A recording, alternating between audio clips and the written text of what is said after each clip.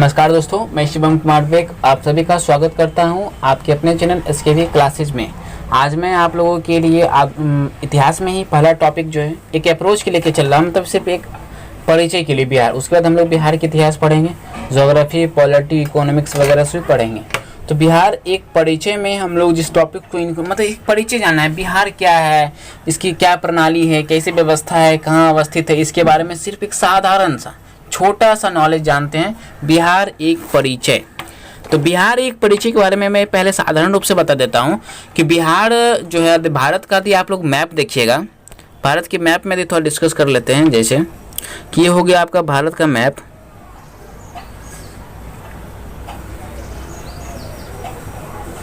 तो ये भारत का जो मैप होता है उसमें आप इस साइड जब आइएगा तो पूर्वी भाग में, तो बिहार पूर्वी भारत, जैसे हम लोग बोलेंगे बिहार जो है भारत के पूर्वी भाग में अवस्थित है। इतना ही नहीं, ये एक गौरवशाली राज्य है और बिहार के निवासी को इस बात का गौरव होना चाहिए क्योंकि बिहार एक ऐसा क्षेत्र रहा है जिसमें शक्ति, शिक्षा एवं संस्कृति का महान केंद्र रहा है।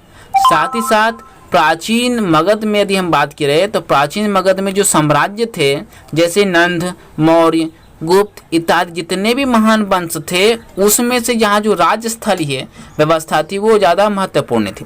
बहुतों की तो यहाँ कर्म भूमि ही रही है। चंद्रगुप्त मौर्य, बिंदुसार, अशोक, ये सब का समुद्रगुप्त, इन सबों का एक महान शासक की कर्म भूमि रही है बिहार। तो आप यदि बिहार के हैं तो गर्व कीजिए, और बिहार के हैं तो लाइक करना भी बनता है, शेयर भी कीजिए और बाकी दोस्तों को एक सही मेथड के साथ पढ़ने का तरीका भी बताइए।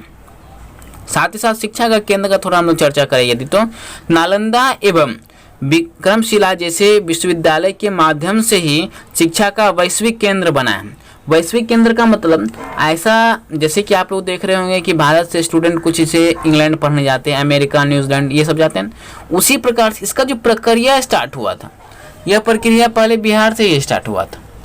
मतलब नालंदा और विक्रमशिला विश्वविद्यालय में लोग विदेशों से पढ़ने आते थे, इसीलिए इसे हम लोग शिक्षा का वैश्विक केंद्र मानते हैं, जहां विश्व के अनेक देशों के छात्र एवं विद्वान विभिन्न विषयों की शिक्षा प्राप्त करने के लिए आया करते थे। इसके साथ ही बुद्ध, महावीर, कौटिल्य एवं आर्यभट्ट आदि महान ऐसे व्यक्ति थे जो भारतीय इतिहास एवं संस्कृति के निर्माण में महत्वपूर्ण भूमिका भी निभाई थी। अर्थात बिहार के सब निवासी रहे जो भारतीय इतिहास में बहुत ज़्यादा महत्वपूर्ण भूमिका भी निभाए। अब जैसे देखिए बिहार है, तो विहार शब्द जो बिहार से आया है, बिहार शब्द विहार से आया है, जिसका अर्थ होता है बौद्ध भिक्षु के ऐसे कहा जाता है, जहाँ पे बौद्ध भिक्षु रहते थे उसके रहने के भाग को हम लोग विहार कहते हैं, उसी के नाम पे हमारा बिहार पड़ा। उसके साथ साथ ही 2-3 पॉइंट और भी है कि बिहार का मतलब निवास होता है। ऐसे महात्मा बुद्ध को ज्ञान की प्राप्ति का जो स्थल है, जन्म, बौद्ध का जन्म स्थल, बौद्ध धर्म के प्रसार के समय यहाँ बड़ी संख्या में बौद्ध विहारों का निर्माण हुआ था, इसलिए भी इसे हम लोग बिहार मान के चलते हैं। तो इनको ज्ञान की प्राप्ति भी बिहार में ही हुई थी और साथ ही साथ बौद्ध भिक्षु के रहने के स्थान को विहार कहा जाता था, इसीलिए विहार को विहार कहा जाता है। ये समझिए, ये है विहार, बिहार इक्वल टू बिहार।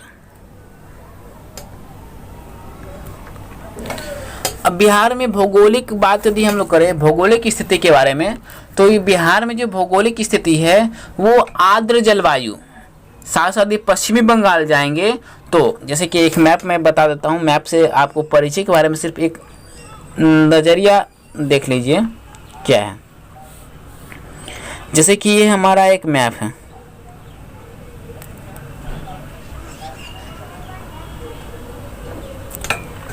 इसमें देखिए आपका ऊपर का जो क्षेत्र आता है नेपाल, नीचे में आपका झारखंड का क्षेत्र आएगा, इस साइड आते हैं पूर्वी भाग में तो वेस्ट बंगाल मिलेगा, वेस्ट बंगाल, और इस साइड आते हैं तो आपको यूपी का क्षेत्र मिलेगा।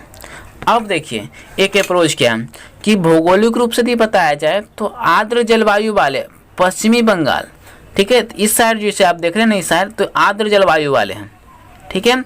और उत्तर की भाग में यदि हम लोग देखें अर्थात उत्तर प्रदेश की ओर देखेंगे तो उत्तर प्रदेश से में जो है वहाँ उप आर्द्र जलवायु पाए जाते हैं। राज्य में एक विशिष्ट अवस्थिति क्या है, तो बिहार में जो राज्य की जलवायु है वो अर्थव्यवस्था एवं संस्कृति के विषय में भी एक संक्रमणशील स्थिति प्रदान करती है। अर्थात बिहार की इकोनॉमी जो है मौसम पर भी निर्भर करती है। तो बिहार के उत्तर में नेपाल है, दक्षिण में झारखंड, पश्चिम में देखेंगे तो यूपी का क्षेत्र आता है और पूर्व में देखेंगे हम लोग तो वेस्ट बंगाल का क्षेत्र आता है। अब देखिए एक बात और भी है कि राज्य की जो मध्य से प्रवाहित होने वाली गंगा नदी, ये देख रहे हैं ना, तो राज्य के मध्य है, तो राज्य के मध्य से जो प्रवाहित होने वाली गंगा नदी है उसमें बिहार को दो भागों में बांटता, एक उत्तर का भाग, एक दक्षिण के भाग। उत्तर की नदी को, दक्षिण की नदी को, उत्तर के मैदान को, दक्षिण के मैदान को। अब देखिए बिहार एक पूर्ण स्थल आवंतर, जिसे इसको बोलते हैं लैंड लॉक स्टेट है। लैंड लॉक स्टेट का मतलब क्या होता है, चारों तरफ से देखिए कोई ना कोई स्टेट्स पड़ जाते हैं, मतलब इसका कोई भी क्षेत्र जो है बंदरगाह की तरह खुला नहीं है, अर्थात कोई ऐसा क्षेत्र नहीं है जिसके बगल में आपका महासागर वगैरह हो, इसीलिए इसे हम लोग लैंड लॉक स्टेट कहते हैं। तो बिहार एक क्या है, पूर्ण स्थल आबद्ध राज्य या लैंड लॉक्ड स्टेट है। यद्यपि कलकत्ता जैसे देखा जाए, कलकत्ता बंदरगाह के मध्य में समुद्री तट राज्य की पहुंच है। इस साइड आपका वेस्ट बंगाल, तो वेस्ट बंगाल तो लैंड लॉक एरिया नहीं है, लेकिन बिहार क्या है, लैंड लॉक्ड एरिया है। अब थोड़ा हम बिहार का गठन का थोड़ा चर्चा कर लेते हैं कि फॉर्मेशन कैसे हुआ बिहार का। तो वर्ष 1911 ईस्वी में दिल्ली में आयोजित किया गया था शाही दरबार। उस समय बिहार और उड़ीसा के क्षेत्रों को बंगाल से पृथक करके 12 दिसंबर 1911 को एक नए प्रांत के रूप में गठित करने की घोषणा की गई थी। 1911 में राजशाही दरबार लाया गया था और बिहार एवं उड़ीसा के क्षेत्र को बंगाल से पृथक करने का प्रस्ताव जो है 12 दिसंबर 1911 ईस्वी को एक नए प्रांत के रूप में गठित करने का घोषणा की गई थी। लेकिन परिणाम स्वरूप 1 अप्रैल 1912 को पृथक प्रांत के रूप में बिहार राज्य की स्थापना हुई। चूँकि 22 मार्च 1912 ईस्वी को बिहार उड़ीसा प्रांत के गठन से संबंधित अलग हो गई थी, इसीलिए हम लोग इसे 22 मार्च 1912 ईस्वी को 22 मार्च को हम लोग बिहार दिवस के रूप में भी मनाते हैं। इसीलिए जो प्रतिवर्ष 22 मार्च को बिहार दिवस की स्थापना मानते हैं। और 1 अप्रैल 1936 को बिहार उड़ीसा से पृथक हो गया था। जैसे आप इसको मैं एक अप्रोच बता देता हूँ पहले, ताकि इसमें आप कंफ्यूज ना हो। देखिए 1912 के बाद 1 अप्रैल, जैसे 1911 में अप्रोच लाया गया था, शाही दरबार आया था, उसमें यह बताया गया था पृथक करना है। तो 1 अप्रैल 1912 ईस्वी में अभी देखिए तीनों क्षेत्र, 1905 में बंगाल विभाजन की बात होती है। तो पहले देखिए बिहार, उड़ीसा और बंगाल ये तीनों एक क्षेत्र है। तो 1912 ईस्वी में एक अप्रोच बन जाता है किसका, बिहार का, उड़ीसा का। अब 1936 में क्या होता है, बिहार उड़ीसा अलग हो जाता है, अर्थात बिहार अलग हो जाता है और उड़ीसा अलग हो जाता है। पहले बंगाल रहता है, फिर उड़ीसा, पहले बंगाल फिर बिहार। तो बंगाल में तीनों भाग रहते हैं, बंगाल में आपका आ जाएगा बिहार, उड़ीसा और बंगाल। अब जब अलग होता है तो उसमें बिहार बसता है, तो बिहार में क्या रहता है, तो बिहार उड़ीसा। फिर जब अलग होता है तो उसमें बिहार उड़ीसा का बात आता है। तो 1936 में बिहार उड़ीसा से अलग हुआ और अंत में 15 नवंबर 2000 ईस्वी को बिहार के दक्षिणी भाग के 46% भूभाग को पृथक करके भारत के 28वें राज्य के रूप में झारखंड राज्य का निर्माण किया गया। और झारखंड के अलग होने के पश्चात शेष बिहार का वर्तमान स्वरूप क्या है उसके बारे में हम लोग देखें। तो आप लोग जैसे कि मैंने एक अप्रोच बता दिया है, तो ये आप लोग चाहे तो स्टडी आप किसी भी बुक से कर सकते हैं। हाँ, और एक चीज़ बताते हैं, बिहार का राजकीय प्रतीक क्या है, तो देख लेते हैं थोड़ा। बिहार का राजकीय प्रतीक क्या है,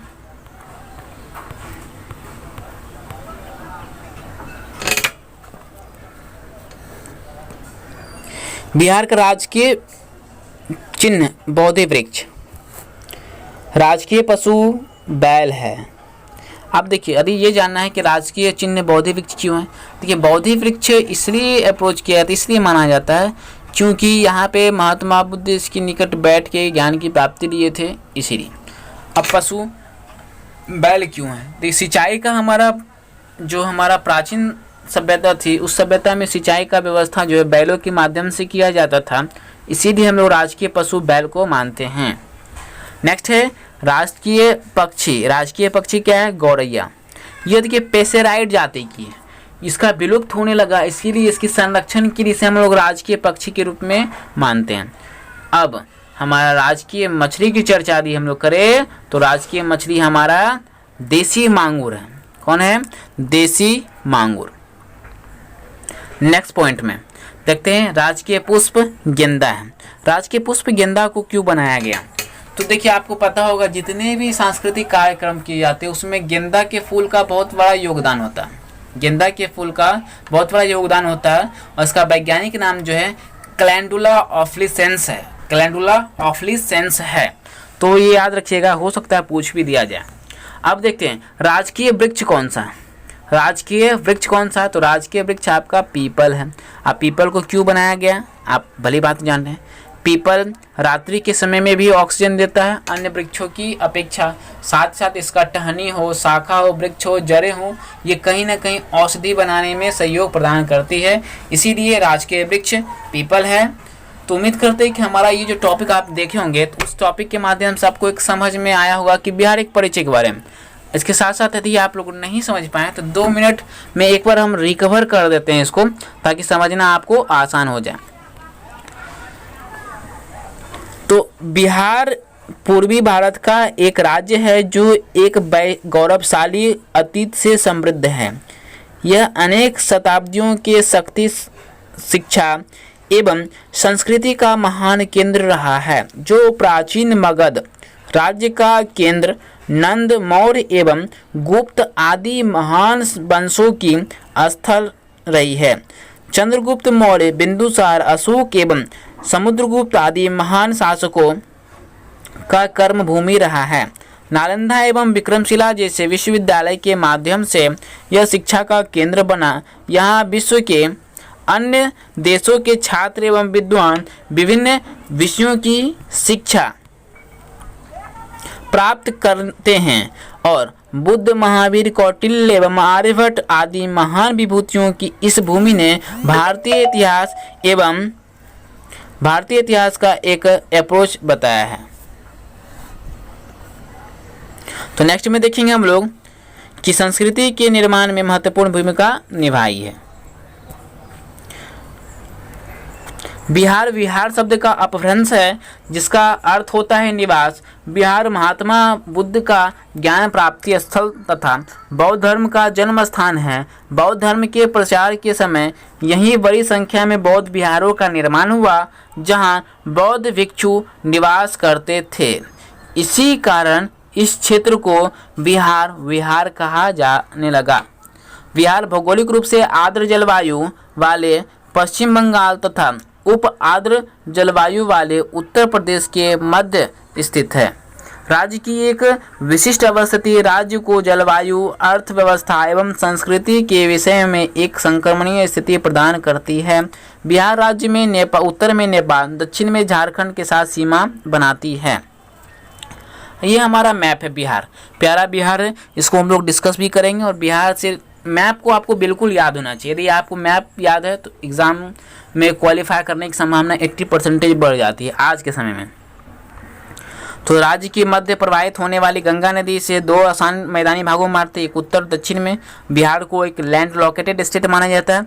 बिहार के गठन के बारे में मैंने बता दिया है कि 1911 में दिल्ली में आयोजित शाही दरबार में बिहार और उड़ीसा के क्षेत्रों को बंगाल से पृथक करके 12 दिसंबर 1911 को एक नए प्रांत के रूप में गठित करने की घोषणा की गई थी।